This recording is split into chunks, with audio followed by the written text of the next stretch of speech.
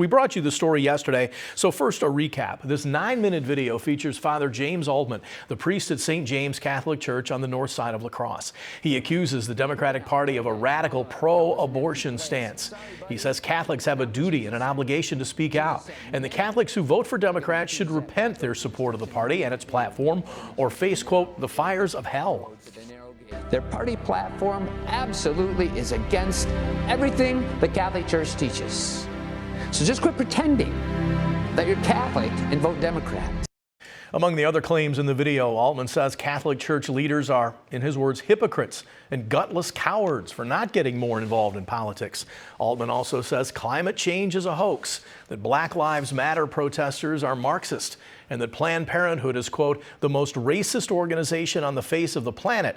He claims its goal is to wipe out black babies. Now, after declining comment yesterday, late this afternoon, the La Crosse Diocese did release a statement in response. That statement is from a clearly conflicted Bishop William Callahan as he wrestles with balancing two valid points of view. The statement reads in part, quote, I understand the undeniable truth that motivates Father Altman's message, but Callahan also writes that the manner and delivery and tone of his message must be evaluated.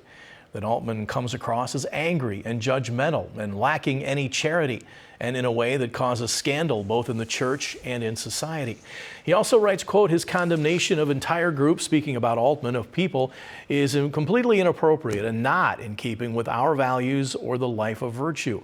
Callahan also writes of his own internal conflict, writing, quote, most people expect a decisive move from me. Many suggest immediate penalties that will utterly silence him. Others call for complete and unwavering support of his views. Callahan warns Altman that penalties are not far away if his attempts at fraternal correction do not work.